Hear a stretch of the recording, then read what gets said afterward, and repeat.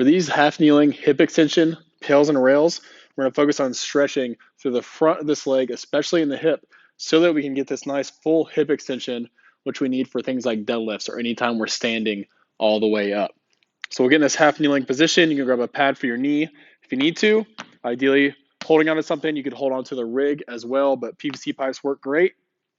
From here, we're going to tuck our pelvis underneath. Imagine you have a belt buckle on. Face that belt buckle to the sky. Okay, so we're rounding here. Facing our belt buckle to the sky should help you turn on nice, good stretch to the front of the leg. We'll hold here for the prescribed amount of time, usually about 2 minutes. Should feel a stretch all the way through here. We can sink a little bit deeper in, a little forward, as long as we keep that pelvis tilted to get a little bit more of a stretch during that 2 minutes. Right here at the end of the 2 minutes, we'll begin our PAILS contraction. Here, what we're trying to do is begin firing up, like we're trying to activate the muscle through the front of the hip, front of the thigh. We do that by pulling the knee forward. I begin driving the knee forward. I like to think about it like I'm scooping out the floor like ice cream. So I'm turning this on.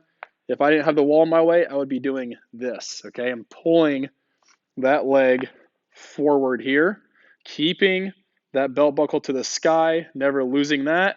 That would look like this if I lost that tilt in my pelvis. So I'm here, beginning the PAILS contraction, pulling that knee forward with the front of my hip. We begin about 20% effort, up to 40.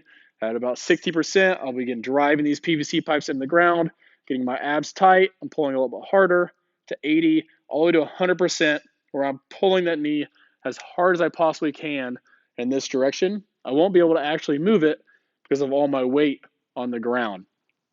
I'm driving, max effort, should see some shaking as you radiate that tension into the hip, pulling it forward. At the end of that 20 seconds, all you're going to do is begin firing up your hamstring and glute to drive that knee back. And I'm going to sink deeper into extension as I squeeze through here while I fight to keep that belt buckle to the sky. So I'm never arching to get deeper in. I'm simply extending this knee, staying nice and upright throughout, trying to extend and open up this hip as much as possible.